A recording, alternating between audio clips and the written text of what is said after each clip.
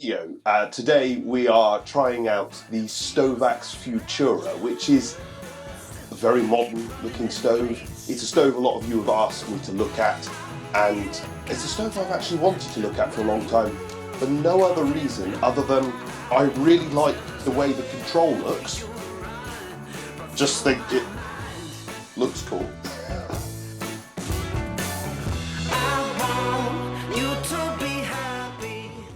And I like the look generally. It just grabbed me, and so I've been to see Stovax recently, and they said, "Well, why not try that one as one of the first ones?"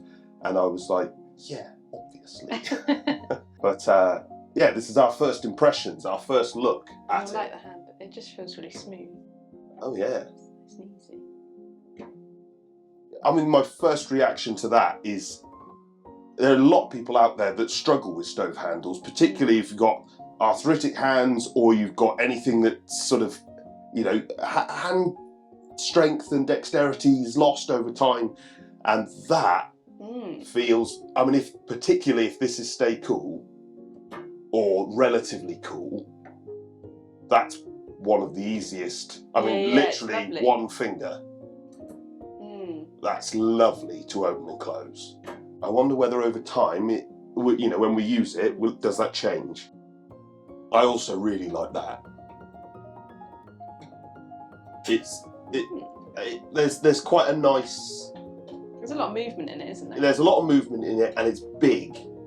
It's like an old belling cooker, turn the big dial. I like it. What have we got? We've got a big cast iron door, obviously. I can't see it from that side, but I presume it looks roughly standard. That's presumably. We have a blanking plate, obviously. That's if you were going to come off the back of the stove, then this is to blank off the top. Yeah, Stovax send us rope glue. That's really useful, and ropes will come off and you will need to re-glue them or replace them, and anything like that. Little things like this are just things that most manufacturers don't give you but are really helpful. I always love it when there's some random bolts. Those random bolts will be about a heat shield for the back of the collar. That's my prediction. I think I can see a heat shield. Yes. That is a heat shield at the back of the collar. So this stove is convection. It has panels all the way around it.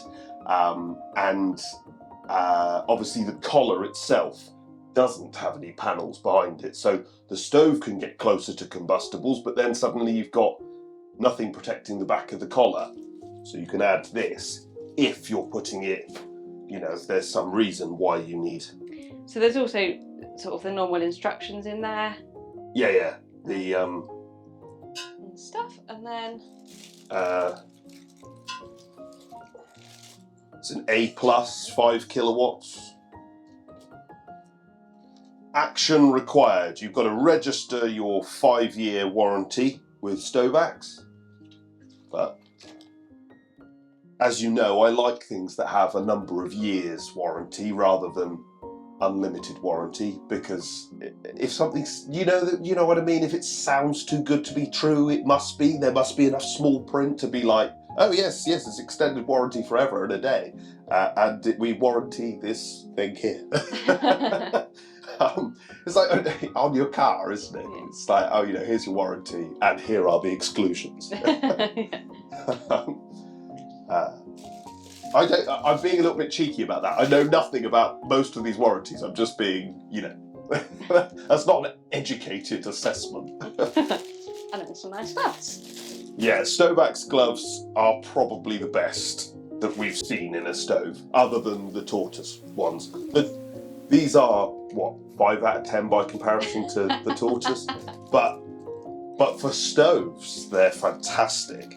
They're sort of cushioned, aren't they? And this is wood only. I was going to say, yeah, that looks quite different, doesn't it? Yeah, we've obviously, if you've been watching the channel, you'll see we've also reviewed the Stovax Huntingdon, and this stove and the Huntingdon are essentially identical stoves in terms of the internal bits. It's a bit like a VW Golf and a Audi A3. Underneath they're the same thing, but they look different. In both, well, with the Huntingdon they do a multi-fuel and a wood-only version. I haven't checked whether this one comes in a multi-fuel version, but we tested the Huntingdon multi-fuel, so now we're testing the Futura wood, so we'll have seen them both. If you're interested in that review, then you can click up here and watch it, but otherwise stick with the Futura and we'll be bringing out a review of this as well, obviously. Is that cast iron? It's the whole base. That looks like cast. You're asking me as if I might know. Okay. How would one know? It's a little bit sort of more speckled than the... Like this is Yes. obviously very smooth, and No, this is a bit more... That is cast iron. So the whole interior section is cast iron, which is, I think, a good sign. Why? Well, it adds a huge amount of weight and thermal mass. Mm-hmm. We don't have any gaps. It's not multiple pieces of steel welded together to try and create. Yeah. It's just one thing cast, and then once you've got a bed of ash in there, you've got something that's very stable and also holds a huge amount of heat. I'm expecting the Huntingdon couldn't run overnight just on wood. I mean, I could just about do it, but I don't think most people would be able to do it. But I expect that this wood-only version will be quite good at it. Mm-hmm. Just looking at that internal design, I think it will be very capable. We've got a typical wood-only air inlet system, so we've got tertiary air at the back above the brick, and then normal air, secondary air coming down the glass to keep the glass clean. Again, I'm expecting that to be very similar to the Huntingdon. That is very easy. Yeah, it's nice. Yeah. And I like the way all of this sort of, you know, they've got a cast iron door, but they've brought out the rest of the body of the stove. Now, some people will want things like an ash lip to sort of catch it. I mean, I think an ash lip is more sort of making it look a bit more traditional, so the Huntingdon has one. But I really like the sleekness of this, where it's all in line. It's got a very gentle curve. And have you noticed there's no log retainer because it goes down? That sort of is. Yeah, it's all very sort of slick, isn't it? Yes. So the only problem with this design here, in my experience, is if you're lazy like me and you allow the ash to build up and then it falls out the front, it catches on this lip and then you can't shut the door because there's something in the way of it. That does only happen if you're a lazy sod like me. So it's not really... I should just fix myself in that area. But I know what I'm like. I know I'm going to do that again. This has direct air. As you can see on the back, there's a sort of a little spigot with, you know, this opens and closes, and this is DEFRA approved as well. But if you look at the way it closes, it appears to be closing up quite a lot. So I'm thinking it's going to be pretty controllable as well.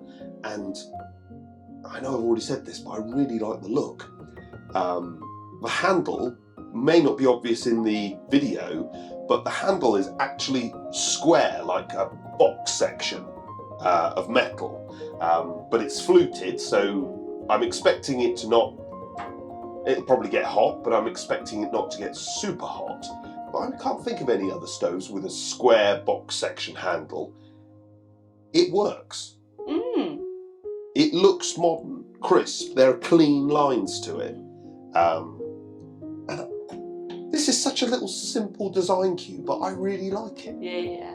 Let us know what you think of it in the comments, look-wise, because as you can tell, I'm a little bit taken with it. And obviously I like a wood-only stove. It just, multi-fuel, it's a Ferrari with off-road tyres. I don't get it. you know, this is a Ferrari on road tyres. This is, you know, that's you know, Ferrari is probably pushing it a bit. I'm sure Stovax. Car analogies. Yeah, but I'm sure Stovax like being called a Ferrari, but you know, it's probably an Audi. But I'm going down a rabbit hole now. Stop. Anyway, thank you very much for watching. Drop us a comment about what you think of the look of it, and like this video, share it. Obviously, there will be a review video coming out very soon. Thanks.